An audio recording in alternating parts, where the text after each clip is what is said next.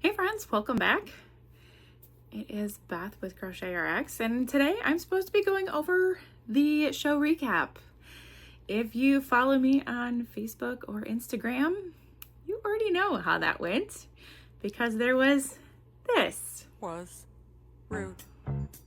That was pretty fucking rude. So we got all packed up. I took pretty pictures of the car being all packed.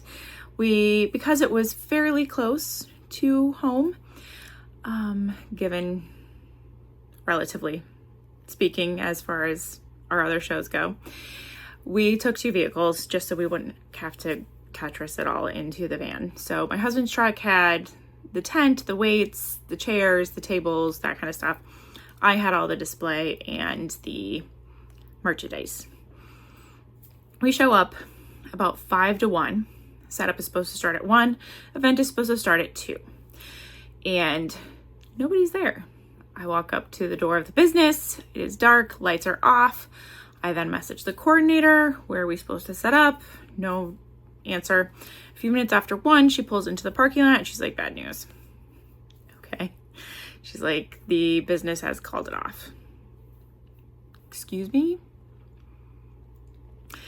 So, yeah. Apparently, so there's, as we know from previous shows, there are multiple sides to each story. However, it seems as though the business pretty much said, yeah, get everybody here.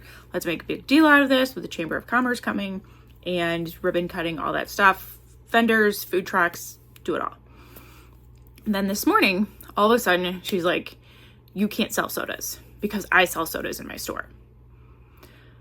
Okay, well, you telling the food trucks they can't sell sodas too? Like, who does this? So certainly we don't want a whole lot of stuff duplicated from what would be inside of a retail facility hosting an event to outside of a event. This is an arcade. So the craft stuff is not a conflict, but if you spell snacks and drinks inside and you're inviting food trucks, they have snacks and drinks. Hello? So apparently there's a whole bunch of phone conversations back and forth, and the business owner kept just hanging up on the vendor coordinator. And so we're all kind of standing around the parking lot going, well, WTF?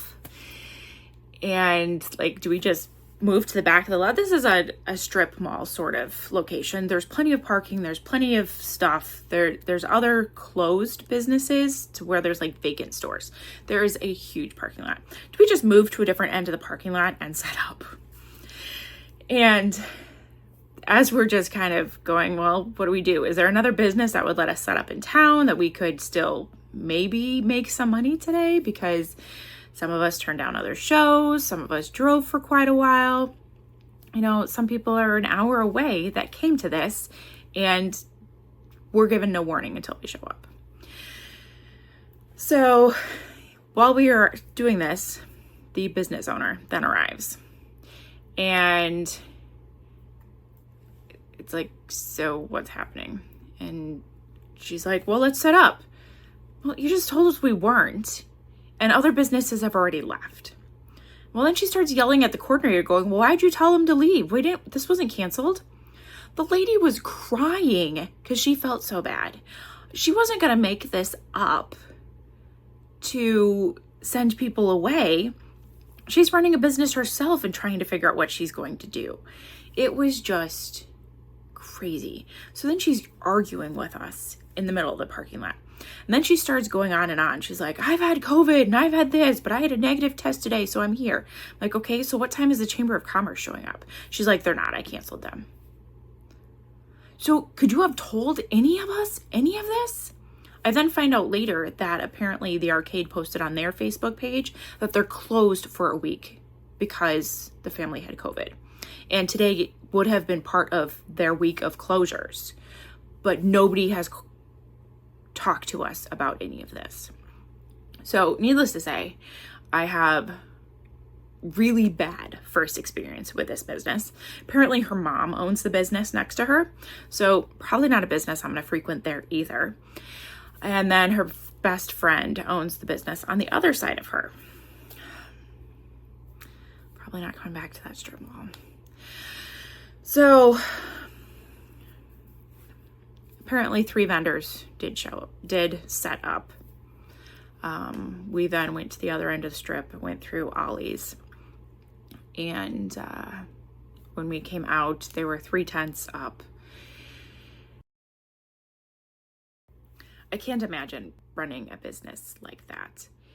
And the fact that she stood in the parking lot and yelling at us just is so inappropriate. Thankfully, this wasn't something that I paid to be there. However, I had 2 other event opportunities that I could have potentially been at if I had known today was a bust. I had mentioned in my video a couple days ago about the cat rescue. Still would not have gone to that one. I just saw a flyer for that. So today is Saturday. Today is the event. I just saw a flyer posted to the community groups last night at 11 p.m. That's their advertising. 12 hours in advance of the event. So, you know, I love rescues. I love animals. I hope that they do well. 12 hours of advertising doesn't necessarily bode well for that, though. There's another event that was going on today as well. That has kind of been hit or miss for me. But if I was going to set up somewhere, I could have set up there. So, very frustrating. Very, very frustrating.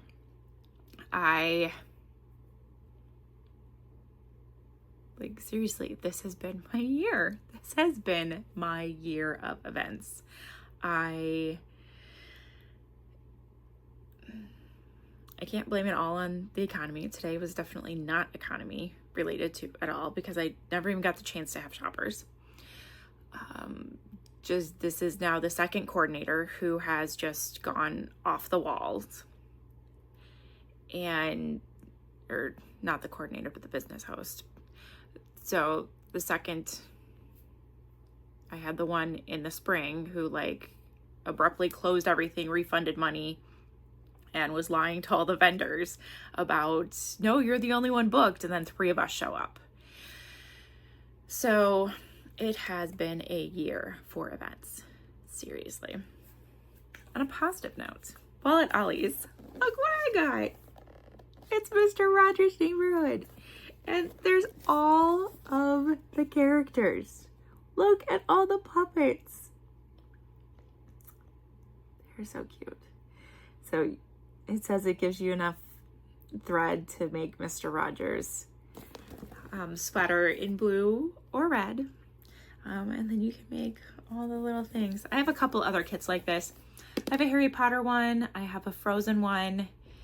I have a safari one and one other. Certainly the thread that they give you, the yarn is less than optimal. The hook is super cheap. All of it is super cheap. I think they're usually around $15. This says, it claims it's $25. I don't think I've ever paid $25 for one of these kits. This was $5 at Ollie's. But certainly they're fun to have patterns for, and I can use different yarn for those things. So very, very fun. And so then we just went around town and did some shopping. We got our chicken food, we got our songbird seed, and we went to get some groceries while we were in town. And now I have most of an evening to work or crochet. So that's my vendor show recap.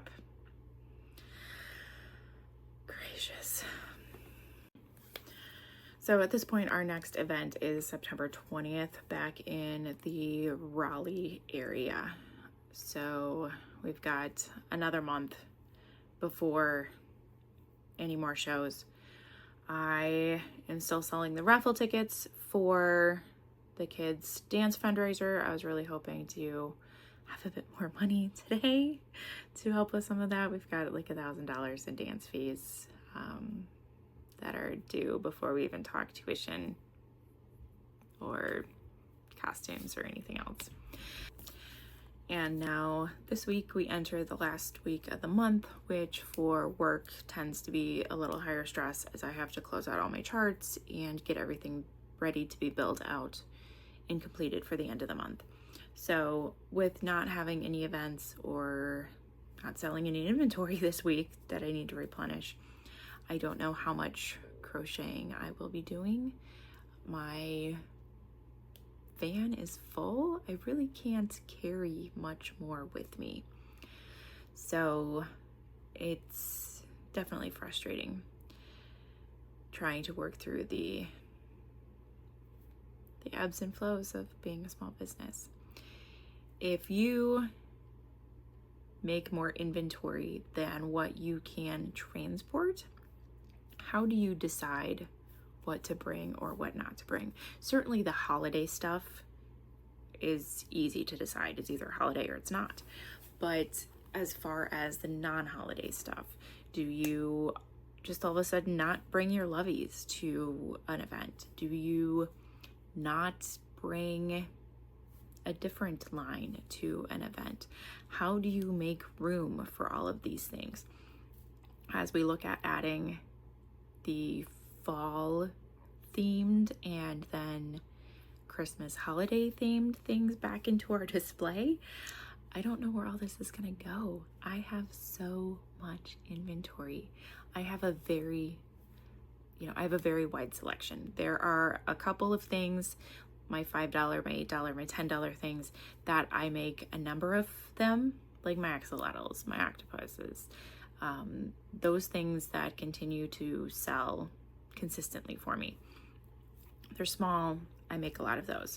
Most everything else is a one of.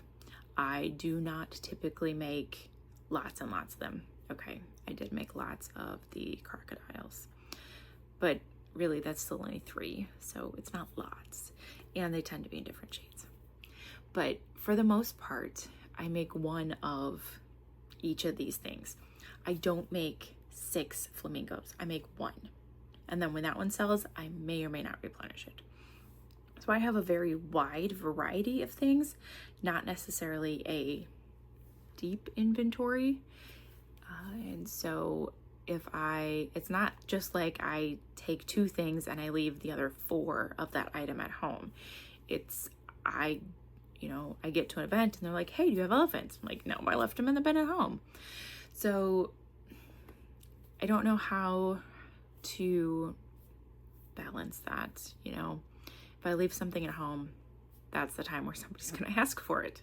It never fails. So if you have a method to that sort of madness, I would love to hear it.